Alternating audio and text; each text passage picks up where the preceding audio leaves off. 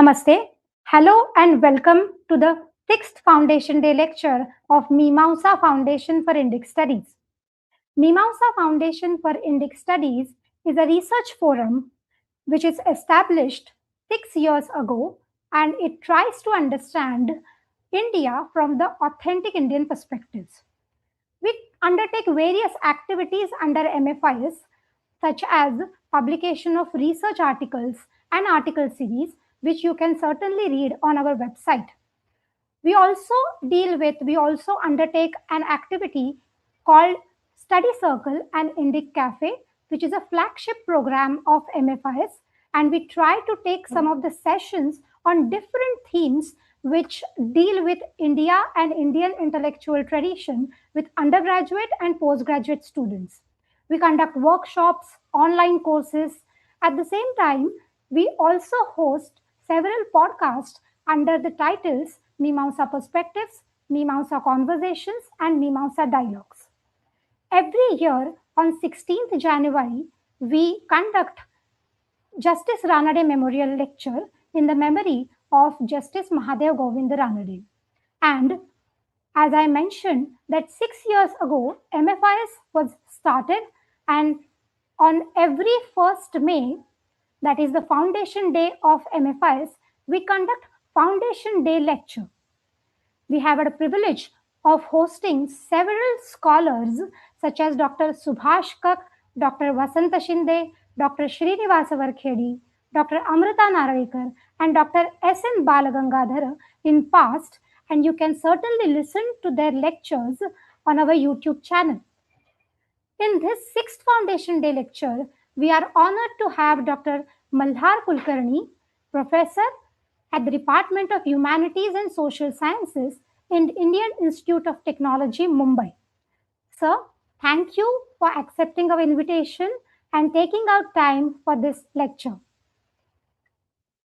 Professor Kulkarni is a professor at the Department of Humanities and Social Sciences and is a distinguished scholar of Paninian grammar with over 2 decades of teaching and research experience in both traditional as well as modern academic frameworks.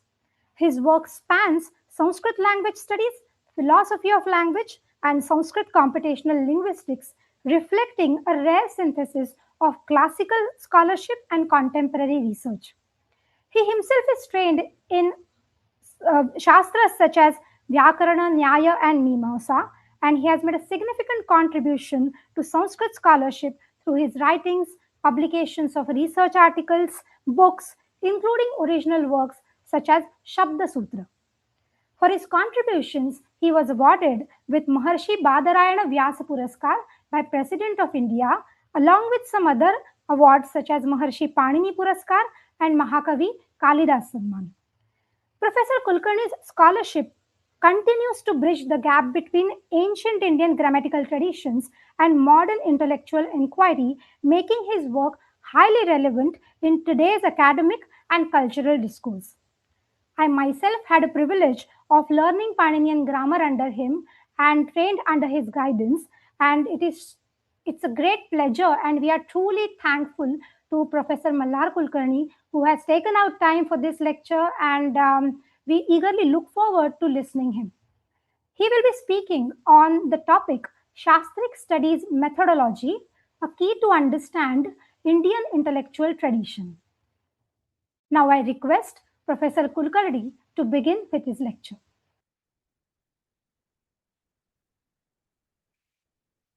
विश्वेशं सच्चिदानन्दं वन्देऽहं योऽखिलं जगत् चरीकर्ति बरीभर्ति सञ्जरीहर्ति लीलया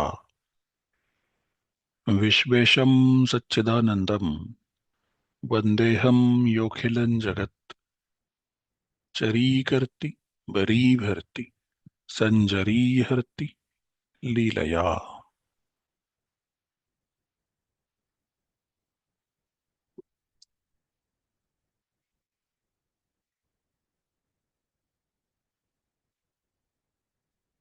It is indeed a feeling of happiness with which I proceed to deliver this Foundation Day lecture of this institution, Mimamsa Foundation. I thank Somhita Joshi Ranade and Akshay Ranade, both the founders of this institution, and I wish them all the best and wish them good luck for the future development of this institute and also for their own future development. The topic on which I'm going to speak is Shastric Studies Methodology, a key to understand Indian intellectual tradition. The words Shastric Studies Methodology suggest that I'm going to speak on the methodology adopted in the study of the Shastras. And this is regarded as the key to understand the overall Indian intellectual tradition.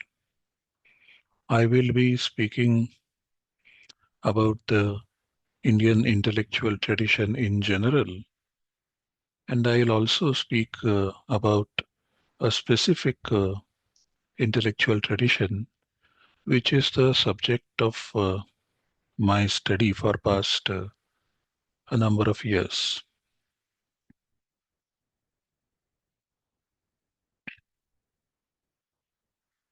So, to put it in a simple question,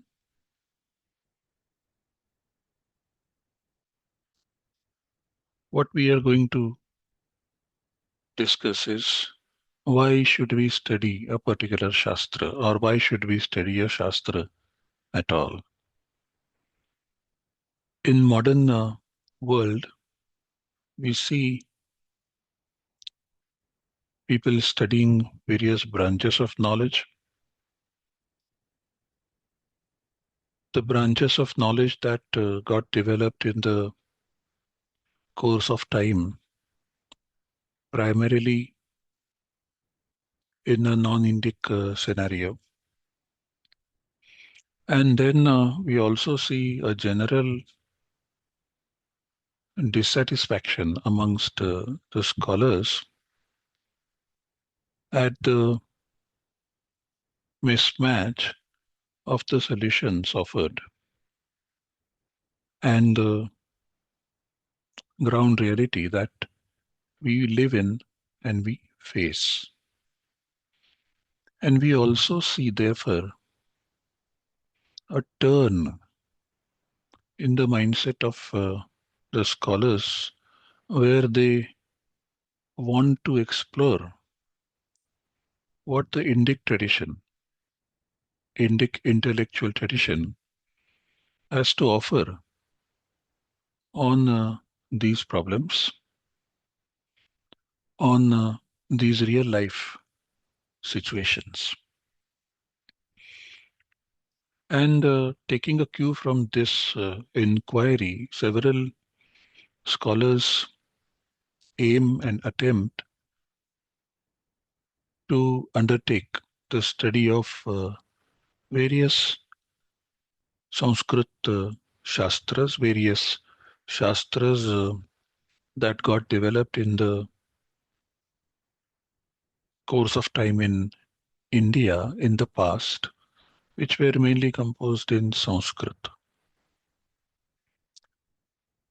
And so this talk will focus on this very important question: why should we study a Shastra?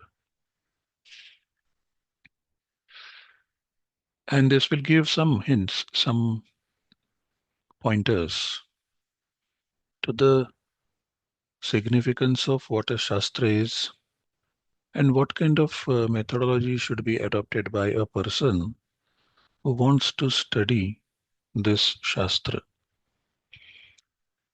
And this will also tell us about the overall Indic viewpoint in knowledge pursuit.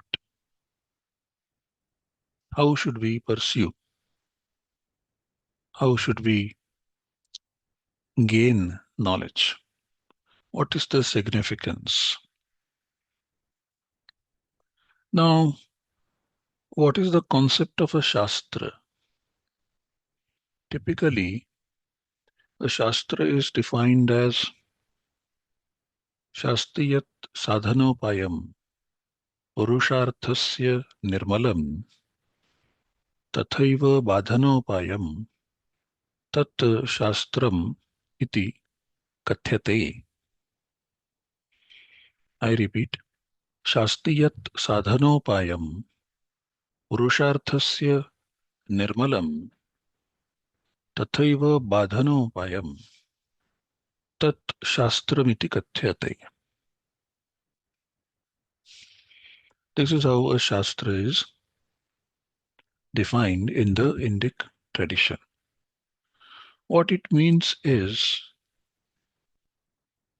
one, namely the body of knowledge that enunciates the clear path of means of achieving the purpose of human life, that is Purushartha, as well as the means to overcome the difficulties in achieving the purpose of human life, is called Shastra.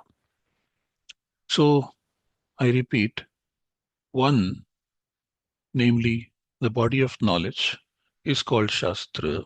That is the main sentence here, which enunciates the clear path of means of achieving the Purushartha, the purpose of human life, as well as that body of knowledge which enunciates the means to overcome the difficulties in achieving the purpose of human life. Such a body of knowledge is called Shastra. And this is an explanation provided of the word Shastra on one of the verses in the Srimad Bhagavad Gita in the 16th chapter.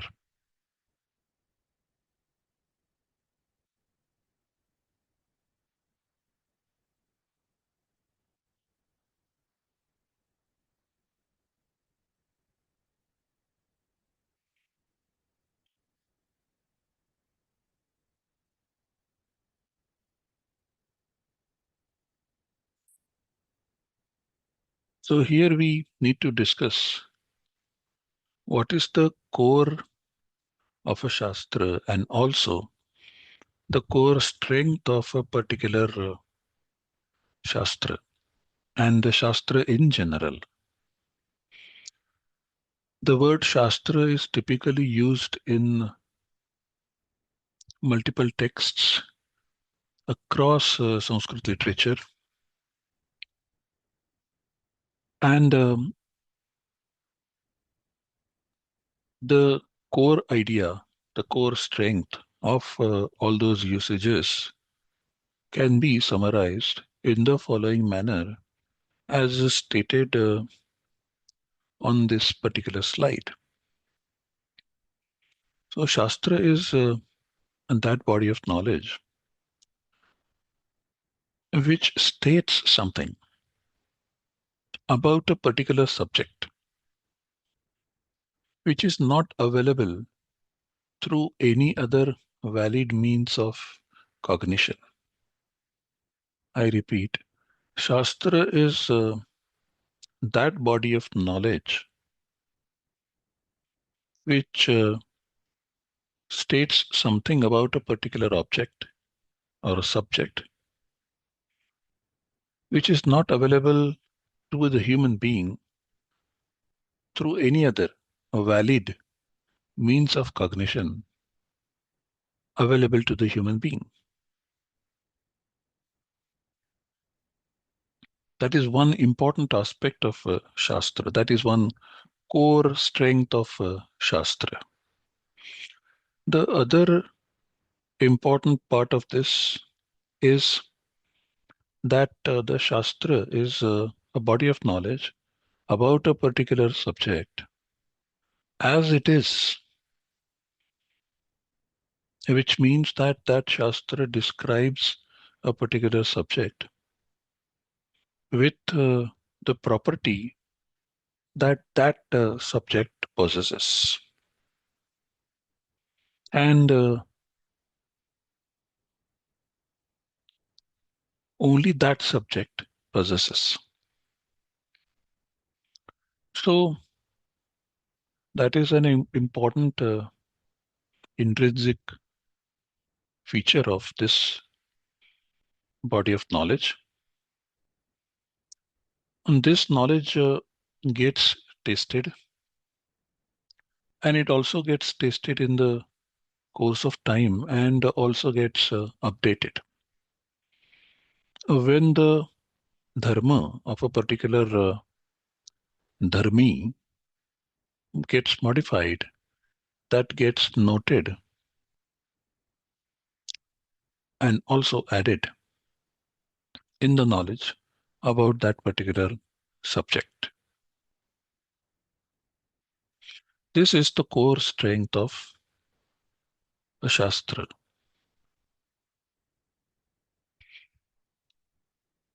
By doing this, the Shastra typically helps an individual to achieve the goals of human life that are set as goals by the Indian intellectual tradition, namely Purusharthas, Dharma, Artha, Kama, and Moksha.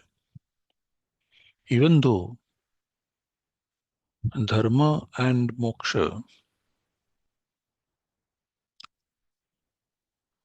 find predominance in the philosophical literature, the Indian intellectual tradition also elevates Kama and Artha as the Purusharthas. They are the goals of human life. The human being has to strive, make continuous effort in achieving Artha as well as Kama.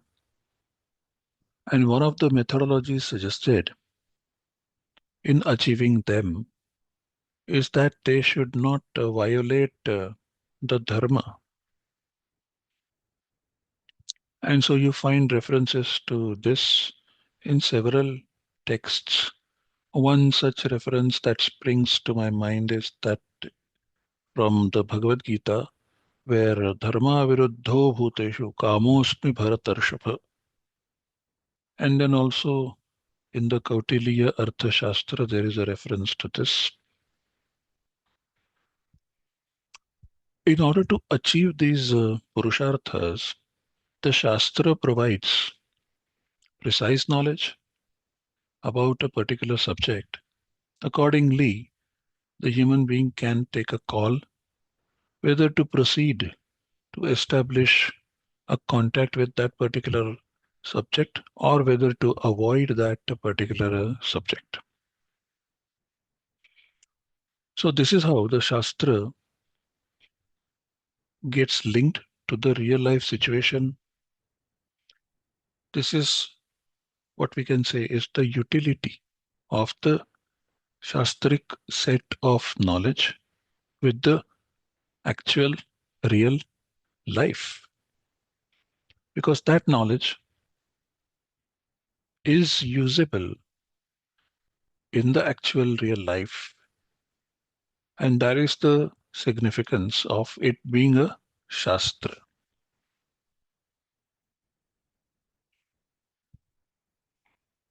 And so in this case, Shastra acts as an authority, providing authoritative knowledge,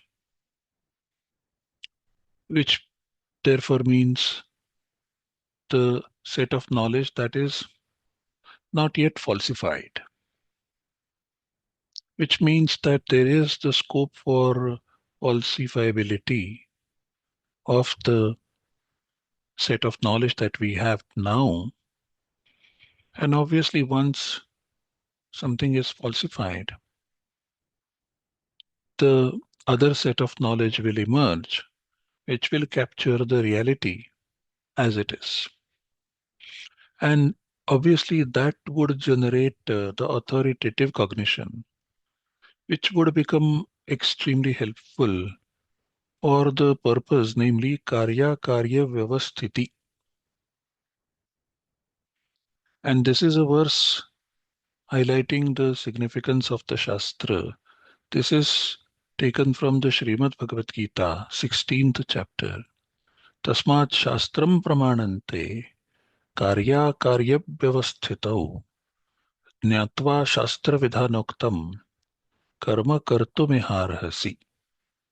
I repeat, Tasmat Shastram Pramanante Karya Vyavasthitau Jnatva Shastra Vidhanoktam Karma Kartum Iharhasi. What this means is, therefore, Shastra is the authority in stabilizing the view related to what should be done and what should not be done. You should act after having known what the Shastra says in a related matter. I repeat, and therefore, Shastra is the authority in stabilizing the view related to what should be done and what should not be done. You should act after having known what the Shastra says in a related matter. What this implies is that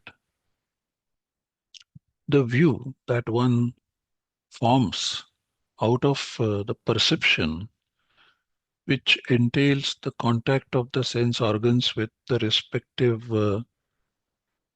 sense domains, that view, whether it is falsified or whether it continues to hold the ground, that is constantly checked and established. And the Shastric knowledge, which has undergone the rigor in getting itself turned into an authority by constant checks and rechecks and so on and so forth. It is this Shastric set of knowledge, which stabilizes an individual's view and that guides an individual as to the action that needs to be taken with reference to a particular subject. So karya, that is what should be done, and akarya, what should not be done. There is something that we should do for sure about a particular object, and at the same time there aren't things that we should do with respect to a particular object. All those, they typically are stated by this set of knowledge called Shastra. And that is how an individual behaves in the society in a guided manner, which becomes a behavior beneficial for all or the entire society. And therefore, Bhagavan Shri Krishna is telling Arjuna that you should consult the Shastra first and see what the Shastra says about a particular thing, and then you take a call, then you act accordingly. That is an important methodology suggested by Bhagavan Shri Krishna to Arjuna with an obvious reference to the situation he is in, which is described in the very first chapter called Arjuna Vishada Yoga in the Srimad Bhagavad Gita. Therefore, Shastra typically acts as an authority and guides human beings in their worldly behavior. It becomes a light as far as individuals are concerned, which enlighten the objects and show the way to individuals. Now, such a Shastra, such a set of knowledge is to be acquired, is to be studied, and the Shastra Jnana, the knowledge of these Shastras, becomes a goal as far as the education system is concerned. And the education system, as far as the Indic situation is concerned, was clear on certain aspects of this system. One of those is the purpose of study of the Shastra, which directly pertains to the question in the title of this talk: why should we study a Shastra? And the Indic answer, the answer given by the Indian intellectual tradition, which is very clear, which is without any doubt, very clear. It says that one should study the Shastra nishkarana, in a nishkarana manner, without any reason. You should not confine yourself to a particular goal, particular topic, particular theme. You may want to focus on it. But the point is, if you want to study a particular Shastra, you must take into account various aspects related to a particular subject. And you could do that if and only if you do not confine yourself to any particular thought, any particular cognition within your cognitive apparatus.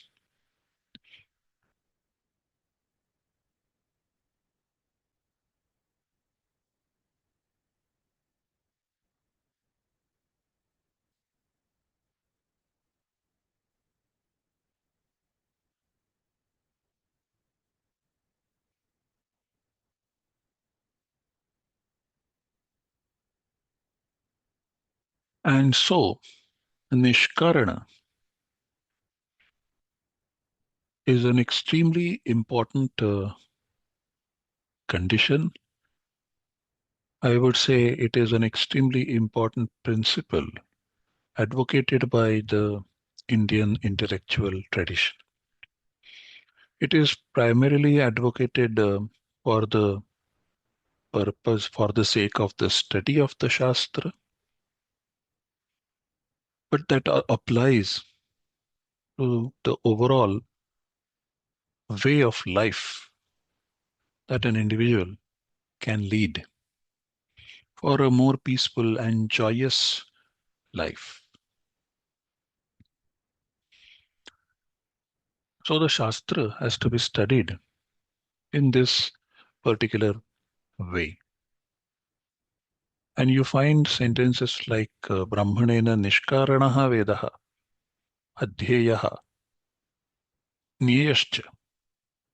This is a statement found in the Vyakarana Mahabhashya of Patanjali.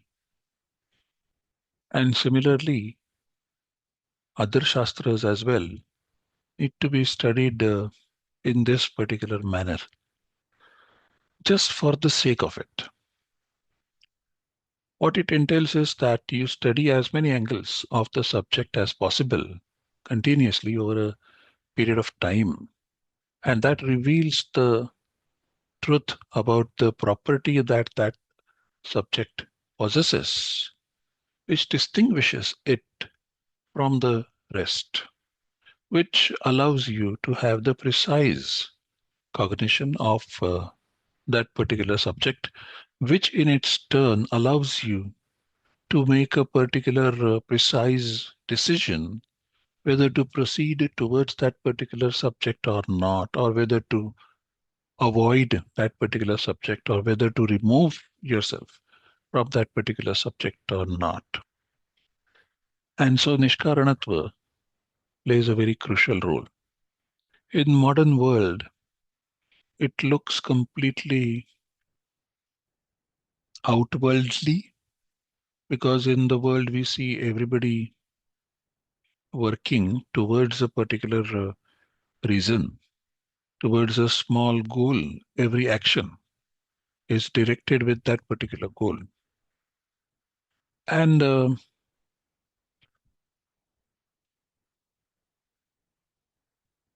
that is typically not completely contradicted.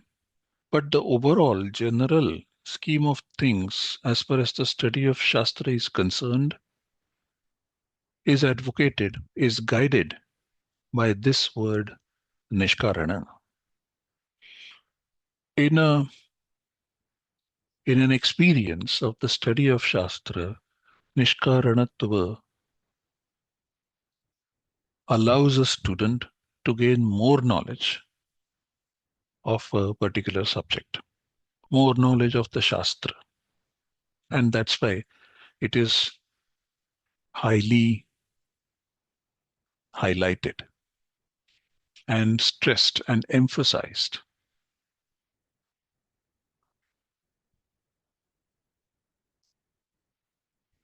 So when one undertakes the study of the Shastra in this Nishkarana manner, which is ideal, of course, there are several ways suggested. One of the methods suggested in this particular verse is very interesting. There are four ways that are suggested in this verse. Let us go through them one by one. Let us first read this verse. Acharyat padam adadyat padam shishyah swamedhaya padam kalena adatte padam sabrahmacharibhihi. I repeat, Acharyat padam adadyat padam shishyah swamedhaya padam kalena adatte padam sabrahmacharibhihi. This particular verse is handed down by the tradition from one generation to another. And so it is a part of the oral tradition.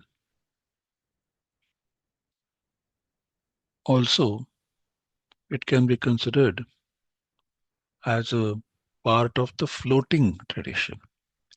What it means is, if the study is considered to be one unit, one should receive 1/4 of it from the teacher. The other 1/4, that is the second 1/4, the student should acquire by one's own intellect, especially the storing capacity of the student. The third 1/4 one gets by time, and the remaining 1/4 one gets through one's classmates. I repeat, one should receive 1/4 from the teacher.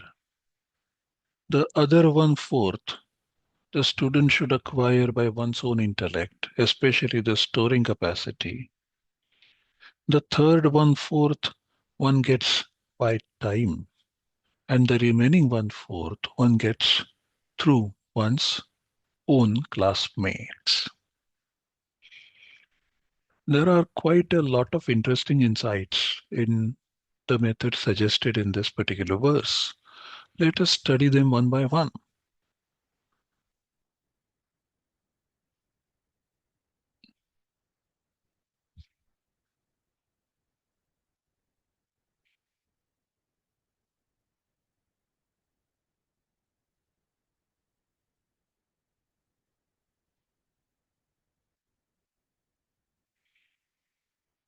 The first method suggested is Acharyat Padamadatyat. One should receive 1/4 from the teacher, direct enunciation. In this case, the teacher happens to be the main source of transmission of knowledge. What is so significant in this case is that the set of knowledge that the teacher possesses is blended together with the experience of real life, where that set of knowledge is applied. And so the experience has certain unwritten rules to discuss.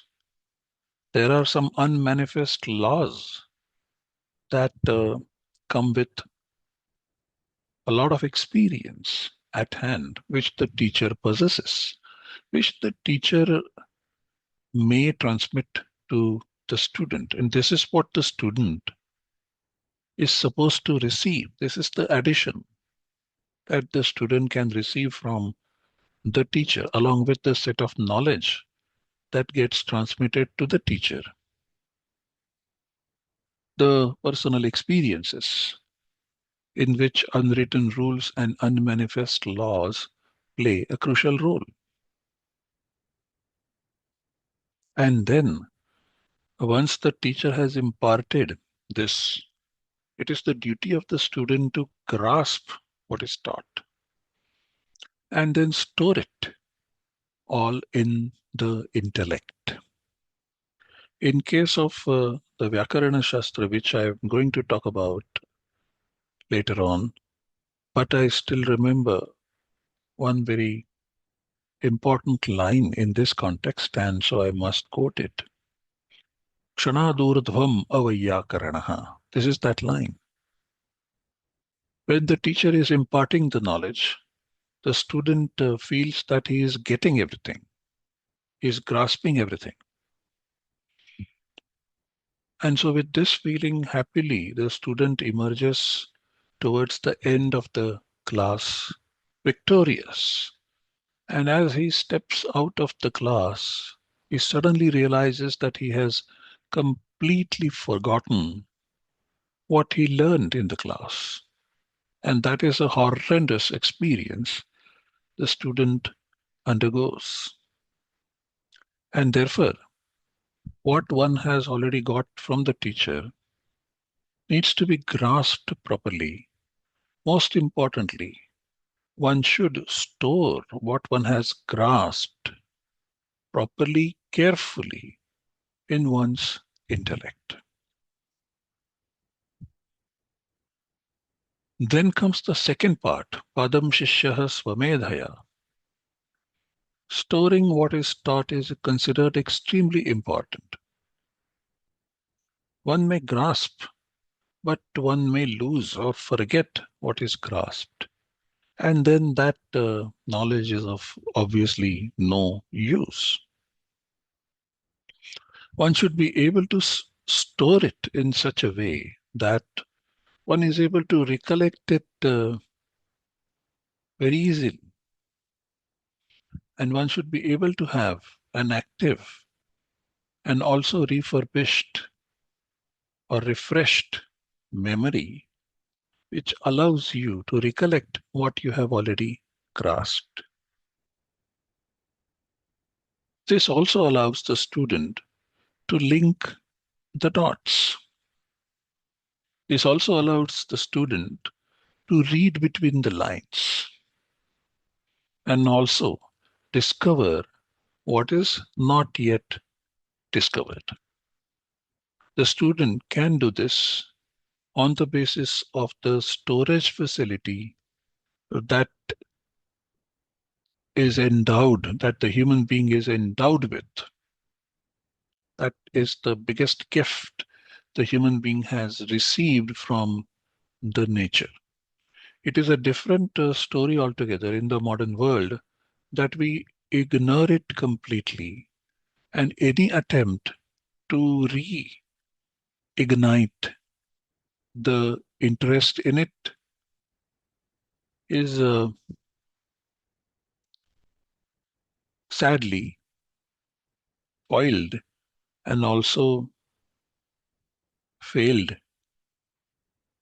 which we don't know what to do about. However, the Indian tradition lays quite a lot of emphasis on this aspect of the medha, which is the storing capacity of the human intellect. And therefore, Vishwani Deva Savitar Duritani Parasubha Yad Bhadram Tadna Asubha Yam Medham Devagana Upasate Taya Me Adya Medhaya Medhavinam Kuru. This is the prayer that we recite every day, invoking the Savitru God to endow us with this sharp, deep medha. Now, the next important process is Padam Kalena Adatti. The student receives something in the course of time, which means that what one has grasped in the Shastra, one cannot use it immediately. The time factor is crucial. The knowledge that is acquired thus, grasped, and stored thus needs to be tested in the course of the time, and it needs to get ripened with the time. In order to do that, obviously, one has to repeat what one has already grasped and what one has already stored in memory. And this repetition should happen in the course of time. Only that allows the individual to get the ripened knowledge. Time, therefore, is extremely important. An individual should allow the knowledge to sink in and ripen in the course of time. What this also involves is updating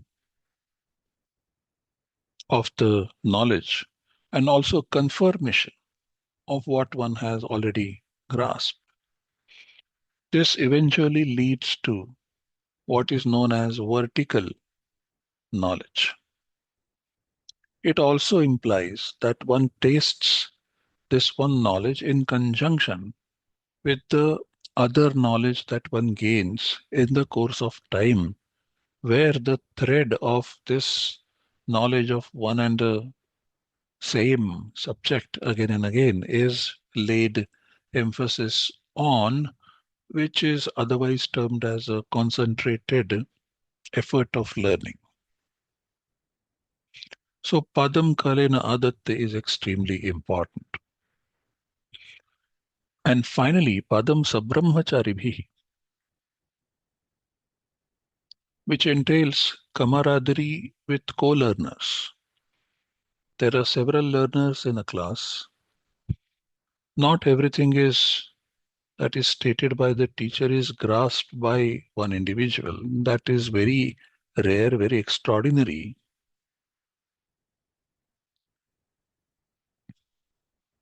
And so different students grasp different aspects which require attention mechanism. And that attention mechanism is developed by different students with in relation with the different aspects the teacher has already discussed. So discussion with co-learners helps an individual to grasp what one has missed and what one's own classmates have learned.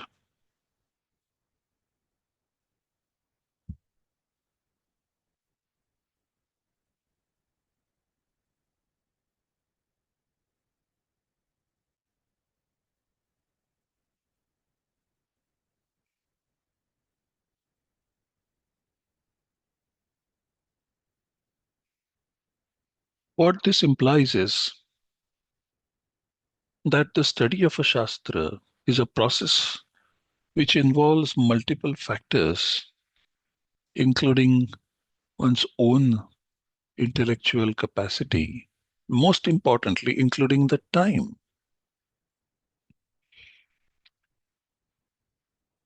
With the brightest lesson being that one should allow the knowledge acquired ripen in the course of time. The half-baked, half-hearted, half-ripened knowledge obviously leads to unwanted consequences, and therefore one should allow the knowledge to get due in the course of time. Obviously, one's own effort in this is extremely important. The interaction with the classmates is also crucial, as important points others might have grasped become accessible to an individual. This is how the Shastra is to be studied primarily with the focus on the subject to be studied. The expected result of such a study can be summarized in three Sanskrit words: Vitpatti, Upasthiti, and Panditya. Let us look at each one of them in some detail.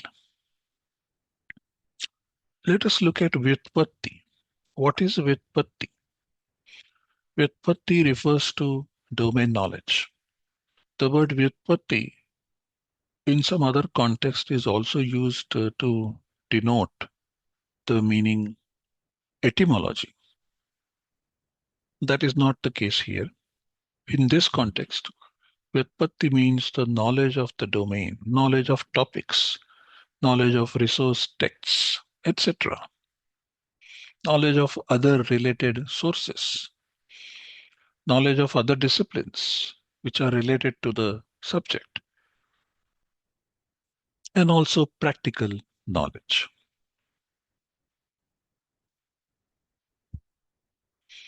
Upasthiti refers to the presence of knowledge, the one that you have acquired, how present it is in your own cognitive apparatus. What it amounts to is the active memory and the liveliness of the intellect. This upasthiti also suggests the applicability of the knowledge to the field. And eventually, it is the utilization of the Vyutpatti, what you know, you apply, you bring it to the cognitive apparatus at a given point in time. And then that upasthiti helps grasp the situation in a better way. Upasthiti can be referred to as the horizontal knowledge blended with the vertical knowledge. And finally, Panditya, which refers to the overall wisdom, judgment of the situation. And Panditya refers to the maturity of the intellect, which also highlights the development of the intellect, which is of the nature of a continuous flow of the human cognition. And that is what is also referred to previously, namely Karya Vyavasthiti, stabilizing the view about what should be done and what should not be done with respect to a particular subject. Panditya, overall wisdom, definitely results in getting this effect. So, Vyutpatti, Upasthiti, and Panditya are the three important results an individual is supposed to get after the study of the Shastra for a continuous period of time.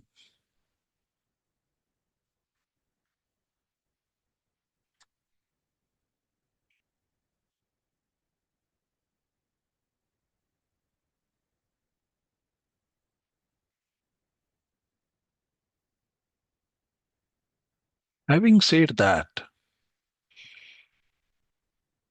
The supreme goal of the study of the Shastra should not be ignored, and that goal is buddhaikya, unification of the intellect. This is extremely important from the point of view of the development of the researcher or the student. Unification of the intellect. This is considered to be the supreme goal of the study of any Shastra. The background is this: the intellect, the human intellect, takes many forms, many shapes, due to the contact of the manifold world and its manifold experience, and holds on to those experiences and the boundaries of the experiences, and therefore that intellect becomes fragmentary and leads to unhappiness. However, precisely the study of a Shastra allows an individual to focus on one of the objects, and in doing so, the fragmentary nature which was there earlier gives way, and the unitary nature of the intellect comes back. And that is the supreme goal of the study of the Shastra, Buddhaikya.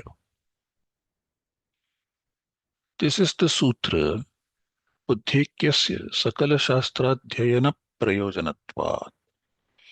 The purpose of the study of all the Shastras is the unification of the intellect. And this is what is extremely important. One should always keep this in mind, and one should always strive to get to this and to achieve this. And in order to achieve this, one should make all efforts. This is possible also mainly because of the Nishkarana view, Nishkarana approach an individual can persist with. I think this is the most important principle as far as the Indic view of the study of any set of knowledge, any body of knowledge. In this case, a Shastra. And this is universally applicable because this is referring to a universal phenomenon about human beings, about the cognitive state of the human beings and the cognitive apparatus the human beings possess, and the kind of state that cognitive apparatus exists in. And therefore, this is applicable to the study of any given Shastra. Let us now speak about a particular Shastra. So far, we have spoken about Shastra in general. Now, let us talk about one Shastra which we take as an example, namely the Vyakarana Shastra, of which I am a student and had the fortune of studying this Shastra at the feet of some great teachers like Pandit Vaman Shastri Bhagavat and Professor S.D. Joshi. The Vyakarana Shastra is obviously related to language, what can be called as the science of language, and also equally importantly to the philosophy of language. So when one studies Vyakarana Shastra, one invariably studies these three and other related aligned disciplines. What are the results of the study of Vyakarana Shastra that is carried out as suggested earlier? in the form of Acharyat Padamadatyat, Padam Shishyaha Swamedhaya, Padam Kalena Adatte, Padam Sabrahmacharibhihi. And these are the results of the study of Vyakarana Shastra. Let us first note down the Vyutpatti that one gets at the end of the study of this Vyakarana Shastra. So when we talk about the Paniniya Vyakarana, Ashtadhyayi is the main text of this particular tradition. And so Vyutpatti amounts to the knowledge of the text of Ashtadhyayi, namely which topic is stated where. All of that in detail one gets to know. For example, compound or samasa is an interesting and important topic in the grammar of Sanskrit in the Ashtadhyayi. And this particular topic is dealt with in various sections in the text of Ashtadhyayi. For example, in the second Adhyaya, first Pada and the second Pada, we find the Samasa Vidhana, Samasa Vidhayaka Sutras. In 3.2, we find the Upapada Tatpurusha Samasa Vidhayaka Sutras, stating various Krit suffixes to be added after the dhatus, which eventually form an Upapada Tatpurusha Samasa. And then we have a section, Samasantaha, in 5.4, that is 5th chapter, 4th Pada, which talk about the suffixes that are added at the end of a samasa. And then in 6.2, the accents related to samasa are stated. And then in 6.3, the modifications that take place on the Purvapada within a samasa are stated. And so on. I mean, this is how the Vyutpatti is displayed. This is how the Vyutpatti allows an individual to know what is stated where in the source text. Samasa was an example. There could be many such examples. What this Vyutpatti also allows an individual to see is the important developments in the grammatical thought, the grammatical tradition, whose main text is the Ashtadhyayi, got commented upon by various scholars in the course of time, starting with Katyayana and Patanjali and Bhartrhari and Jayaditya and Vamana and Jinendra Buddhi and Haradatta and Kayyata and so many other great scholars coming up to Bhattoji Dikshita and then Kaunda Bhatta and then Nagesha and then the next tradition that comes down to our teachers. All of them, they have developed this grammatical thought and have also passed it down to the next generation with their own additions here and there. Those important scholars in the tradition which brought revolutionary change in the overall development of the grammatical thought, all of that is part of this Vyutpatti. The Vyakarana Shastra typically deals with the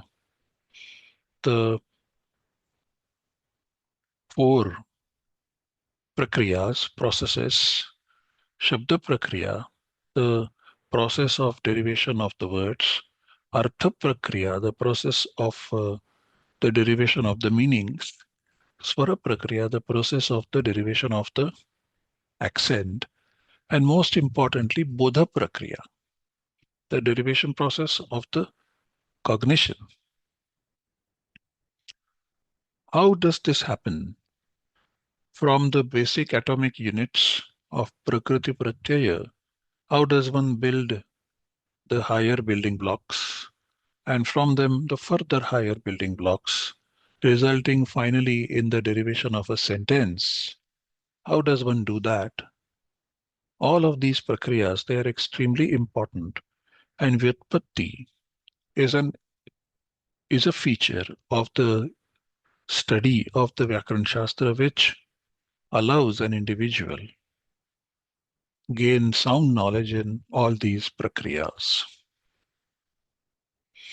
As far as upasthiti is concerned, in the Vyakaran Shastra, active memory or presence of the derivation of the words in accordance with the sutras of the Ashtadhyayi and the meaning of those sutras and the conditions in which they apply, all of that, that is part of the active memory. Also, conflict, if any, that arises in the application of those sutras, and also the principles with the help of which that conflict gets resolved. All of this present in the intellect of the student amounts to the upasthiti.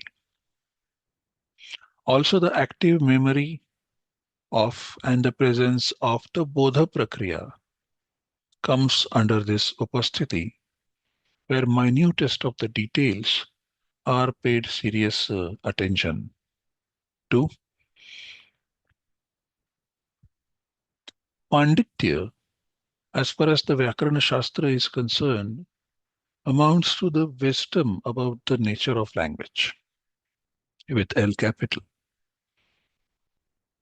What is the nature of language? Is it just the sounds that are audible, or is it something else? Is it something internal that gets expressed through the external audible sounds? The wisdom about this is what one gets out of the extensive study of the Vyakarana Shastra, and this result is what amounts to Panditya or the wisdom. It also gives insight to the students about the role the grammar plays. What does the grammar do? It also gives the student the knowledge about the relation between the sound and the meaning. Is it natural or is it conventional? Also, the overall purpose of the grammar. What is the significance of the sutras composed? Are they composed because of certain cost or because of certain penalty? That purpose is made clear, which is part of the Panditya. And also continuity of the grammatical thought with new timely additions. There is also the wisdom that one gets as a result of the study of the Vyakarana Shastra in the course of time.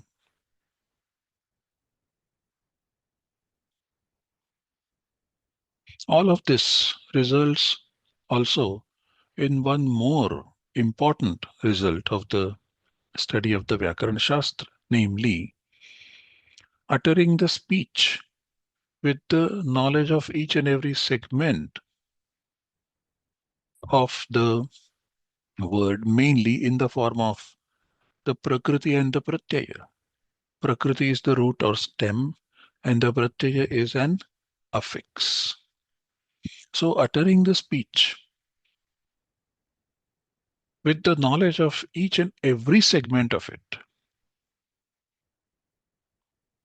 in the form of the Prakriti and the Pratyaya, which is obviously a balancing act with presence of the cognition of the segments of the meaning in the background and the presence of the cognition of the utterance of the segments of the words as a result to express them. What this amounts to is that the student develops a power to cognize the compositional elements as one undivided and also as many divided. This is what is the important result of the study of the Vyakarana Shastra. This is summed up in a sutra, namely Prakriti Pratyayakara Nishchaya Purvaka Prayogasya Vyakaranadhyayana Prayojanatvat. What it means is that the purpose of the study of the Vyakarana Shastra is the usage, that you use something, some word, with the determination of the shape of the Prakriti or the root or stem and the pratyaya or the affix. So when you speak a Sanskrit sentence, the speaker should possess the knowledge of each and every segment that he is pronouncing, along with the knowledge of the Prakriti and the pratyaya, and that should reflect in the pronunciation. When this is done, such a speech is called Samskrita. And therefore the sutra is Tenaiva Sutaha Sutvam. By such an act, by such a usage only, the augment sut in the word Samskrita becomes meaningful. This is an extremely important feature, extremely important result of the study of the Vyakarana Shastra. Tenaiva Sutaha Sutvam. Of course, the supreme goal of the study of any Shastra also applies to the Vyakarana Shastra, which is the Buddhaikya, namely the unification of the intellect, which has taken many forms in the form of the words and the meanings due to the contact of the manifold world and also its manifold experience. And that makes the intellect fragmentary and it leads to unhappiness. By focusing on the study of this one object, namely the language, one regains the unitary nature of the intellect. And that is the supreme goal of the study of Vyakarana Shastra as well, namely attaining Buddhaikya. It can also lead to the following supreme goals stated in some texts like Yoga Sutra, which talks about Sarva Bhuta Ruta Jnanam as a supernatural kind of knowledge that an individual can attain provided one concentrates on the division of the sound and the meaning and the cognition. Also, Sangraha, which is stated in the sutra, Sangraho Vakyarthaha. Sangraha is the collective unitary cognition that an individual gets out of a number of sentences, also out of a book, let's say, which is nothing but the collection of hundreds or thousands of such sentences. The supreme goal achieved is also Shabda Yoga and also Sarva Satya Vada.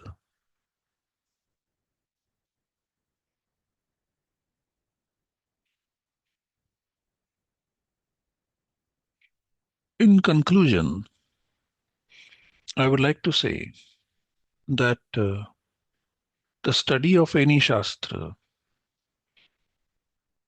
serves the purpose of making an individual cognitively united.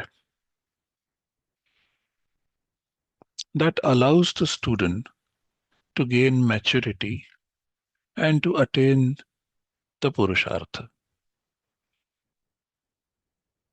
That is the development of the intellect of the student. And with that, the student will serve the community in a more fruitful manner.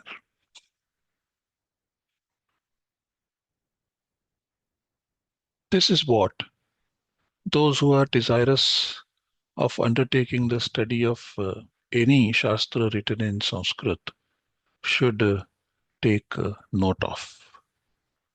And so, the question that we raised earlier, why should one study Shastra? I can happily say that we have answered the question. There are multiple answers provided. To highlight the main answer is that primarily it has to be Nishkarana, but if you want any such purpose, then the supreme purpose is the Buddhaikya. By studying the Shastra, an individual is ultimately going to get this precious part of his life, namely attaining the cognitive unity, which otherwise is missing in the life of the human being. And along with that, attainment of the Purushartha also comes in as the result of this action of studying the Shastras. The Indic viewpoint related to the study of Shastras is primarily this focusing on the clarity and the unity cognitively of the student who studies the Shastra. And that is the point that we would like to highlight again and again, and would request those who are desirous of undertaking the study of any Shastra to take note of. That is an important viewpoint of the Indian intellectual tradition. With this, I would like to stop and would like to thank once again the founding members of this institution, the Mimamsa Foundation, for having invited me to deliver this particular lecture. I would also like to wish them all the very best and in their future endeavors. Thank you all. Thank you once again. Thank you, sir, for this wonderful lecture. And I mean, when we thought of, or when we think about India and Indian intellectual tradition, it becomes somehow inevitable to move to Shastras. It's a natural inclination of everybody moving to Shastras, understanding what kind of methodologies or how the topic has been dealt in those Shastras by our scholars. So it was a natural thing to go to Shastras, and we thought that as an institute of Indic studies, we should touch upon this particular topic, which speaks about what was the spirit or what was the intention of scholars or our Shastrakaras, with which they have undertaken several topics, and this has developed into such a beautiful tradition since the ages. So, thank you once again, sir, for touching upon almost all the aspects of Shastric studies. So, you have excellently revealed how one should take up Shastric studies, thereby also highlighting that what was the main intention, what was the spirit with which these Shastrakaras have taken up the inquiry. You have taken up the Vyakarana as an example, and I must say that you have touched upon Vyutpatti, Upasthiti, and Panditya, and I like that how you explained the Panditya. In general parlance, Panditya is often equated with just erudition or scholarship, but along with that, the wisdom is important, and Shastra tries to inculcate that wisdom amongst the students, and that's the highlighting point of every shastra, I must say. And you have rightly pointed out the Shastratva of Vyakarana Shastra, and that has brought to the fore several questions in my mind, and I would like to take few of them. So, as I just told that you have taken up Vyakarana as one of the examples, but then at the same time, we also see this continuous, rigorous tradition of Shastric dialogue has been prominent in almost all the Shastras, be Kavya Shastra, Nyaya, Mimamsa, Vaisheshika, or Vyakarana, Dharma Shastra for that matter. And interestingly, we see that dialogue between all these Shastras, and they are working as a complementary ones to each other. So we see several topics taken up by these different Shastras, and their perspectives have been discussed in those respective granthas. So we would like to know more about that. Can you shed a light on some of the examples on how the vibrant dialogue used to take place? Or right now also we see when it comes to all these Shastras taking up a particular point of inquiry, how these Shastras have complemented each other, or how do we see that kind of dialogue taking place in these Shastras?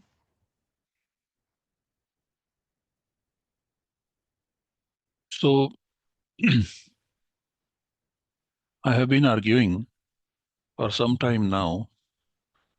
I remember there was a conference organized in 2013 in Paris, in which I presented a paper in which I argued that the traditional Shastras, which are typically, I took examples of three, Nyaya, Vyakarana, and Mimamsa, and argued that their principles in explaining the verbal cognition, they need not necessarily be taken as mutually exclusive and also contradictory with each other, but rather they should be taken as complementary with each other. And therefore, we have a theory called Sarva Satyavada, to which uh, we referred to in our slides as one of the important results of the study of the Vyakarana Shastra, where we develop an insight, namely that the different Shastras, they talk about different aspects of the language. And those aspects are true, at least for a limited domain. And so all we need to know, all we need to do is to find out what that domain is. And that theory propounded by a particular Shastrakara and a Shastra, it works in that particular domain. Typically in the texts and also in the Shastra Sabhas, where the dialogue takes place, the overall scenario is that the one Shastrakara declares that he has or she has defeated the other Shastrakaras, refuting their views. That is a different take altogether. Our take is that all those views, they come from different, they are anchored in different philosophical backgrounds, and therefore they need not necessarily be contrary to each other. But as we say, that they all complement and they all explain various domains, various parts of the language. And that is what needs to be explored as we have been exploring. Some theories are applicable at the level of a sentence. When one goes beyond a sentence to the level of a bunch of sentences, which are typically called discourse analysis in modern linguistics. When one goes there, then probably there one needs to apply multiple theories. And as one progresses, one needs to apply all other theories as well. And That is the reason why I also remember one very crucial, very important verse, which is part of the text of Vakyapadiyya, which says, Vinnam darshanam ashritya vyavaharo nugamyate tatra yan mukhyamekesham tatranyesham viparyayaha. The most important thing, let me repeat the verse and then explain. Vinnam darshanam ashritya vyavaharo nugamyate tatra yan mukhyamekesham tatranyesham viparyayaha. So the main objective of any Shastra is to explain the reality. In such an explanation, every individual Shastrakara takes help of one's own insight. In that insight, a particular fact becomes main and the other fact becomes takes a back seat or becomes a subordinate. But that need not happen with every thinker. For the other thinker, the earlier subordinate aspect could become the main, and the earlier main aspect could become subordinate. All every Shastrakara does is to, however, account for the reality. Vyavaharo na gamyate, bhinnam darshanam ashritya. Darshanas are different, resorting to those darshanas, the anugama or the upapatti or the of the vyavahara is the aim that is to be done, and the differences account for differences come because of these individual darshanas.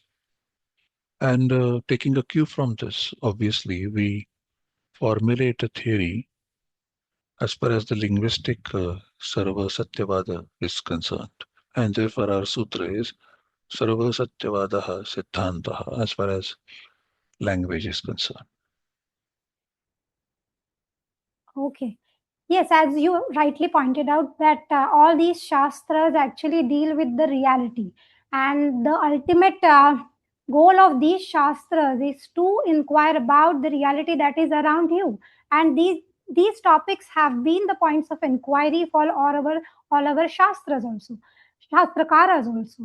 But it is always argued that there is a big gap between the traditional scholarship and the modern education, and many a times the integration becomes difficult, and how to bridge that gap becomes a important point for every educationist, or for that matter every shastrakaras, or the one who is trained in modern way for that matter. So my question is, how do you see this kind of integration can take place, especially with regards to applying shastric frameworks in modern times? How do you see that?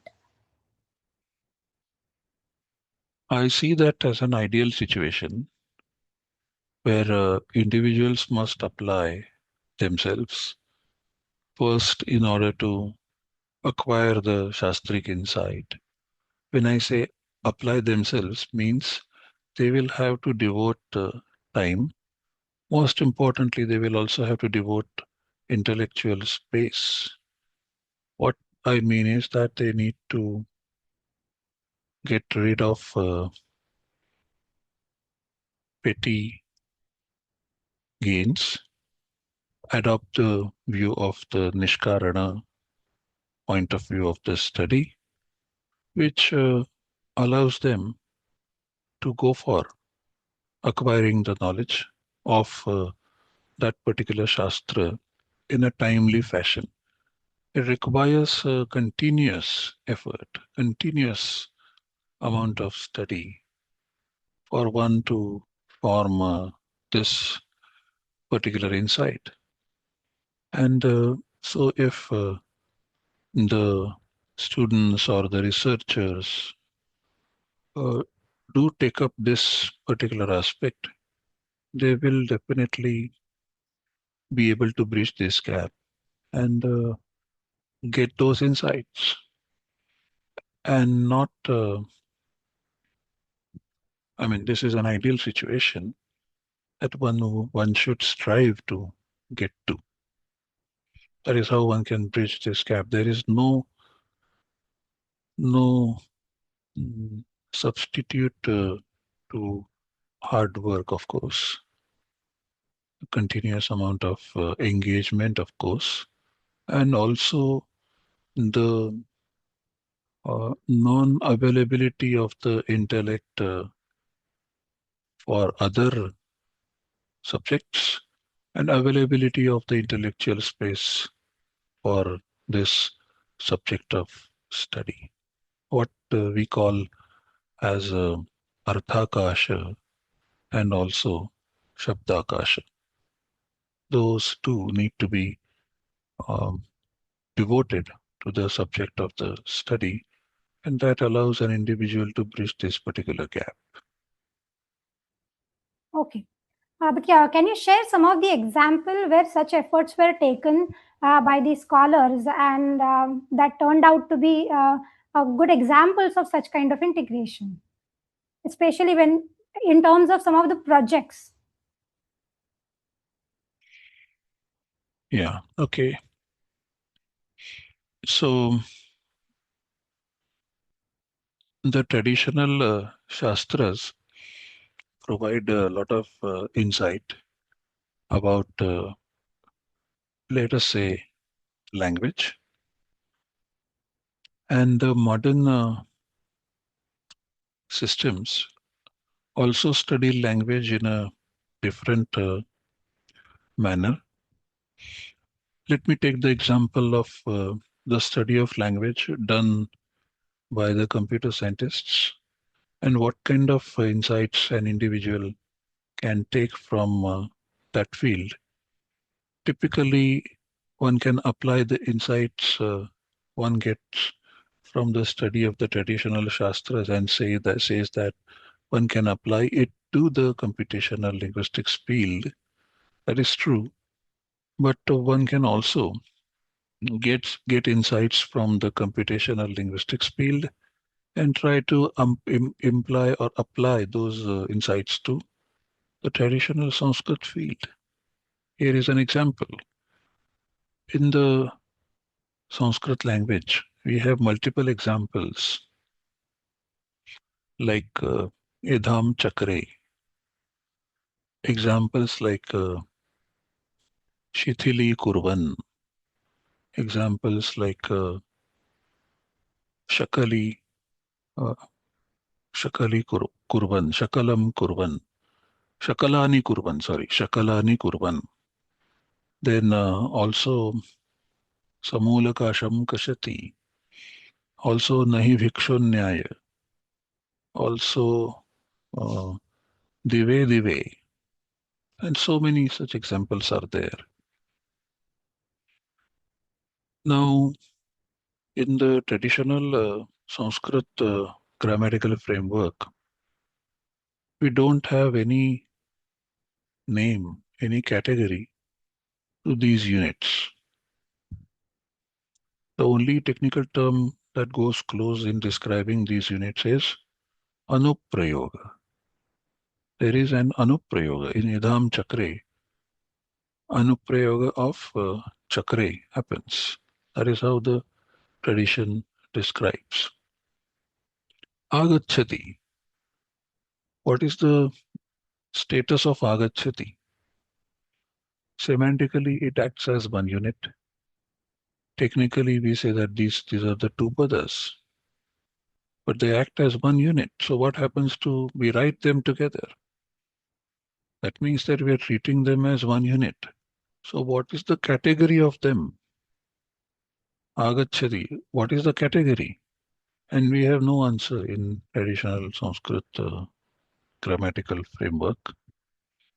Now, when we start doing computational processing, in which we have to tag these texts, these parts, and we and in that process we develop this insight, namely that there has to be a category that needs to be developed in order to account for such forms, such phenomena in Sanskrit. And so we see that there is no such category. So we come forward and we propose a category called visa, and we call such incidents as visa. And typically, these are all the multi-word expressions. And now we can use, test and use again this category in order to account for such forms in Sanskrit. So, in my opinion, and this works in multiple ways, not just the traditional Sanskrit scholarship giving insights to the computational linguistics, but computational linguistics also provides insights to the traditional Sanskrit Shastras. This is how perhaps the Shastras can and will grow. So we have composed a text called Visaprasada, which deals typically with such usages. Yeah, so it's both ways. Every shastra becomes complementary, be it modern or traditional. We can have insights from both these disciplines. That brings me to the last question. That is, many times, sir, it becomes accessibility of shastric knowledge difficult, especially for the ones who want to go for the study of shastras, but language or pedagogy becomes barrier in the process. Uh, how do you think that can be dealt with when it comes to these things becoming impediments or barriers for going for the shastric learning? The simple answer to this particular question is obviously time. Let the time pass. Let the time take its own turn. All an individual needs to do is to continue. And as the time progresses, one will realize that these problems that one enlists, they start slowly disappearing. All one needs to do is maintain continuity. Continuous uh, study is a simple solution to these problems. Uh, I can narrate my own experience. It was Pandit Vaman Shastri Bhagavat who read the text of Vakyapadiya every Sunday continuously for 7 years. I used to go attend those classes of his, and this continuity helped, as I stated in my lecture also, read between the lines and link the dots. And that allows a very important insight to develop in the course of time. It did not develop right at the first lecture, but it developed in the course of time. So some time also has to be given in the process of study. You cannot say that I want to study the Shastra and I must know everything in the first lecture itself. This is a highly unnatural demand on your own self. This is typically to be avoided. Thank you, sir. Thank you so much. With this, we conclude today's sixth Foundation Day lecture. And I must say that it has actually covered all the aspects of how one can go about learning Shastras, what are the different methods of learning Shastras, and the main philosophy with which one should actually approach these Shastras that we have, which got flourished, which got developed in the course of time in India, and that has become a hallmark of Indian intellectual tradition. So once again, thank you, sir, and thank you to all the audience who have been patiently listening this lecture. And we are also present on all our social media channels. Do follow us We do put your comment, your feedbacks on our on in the comment box, and do let us know your thoughts on this particular topic. And once again, I thank our speaker and all the audiences for joining us for this particular lecture. Thank you, one and all. Thank you very much.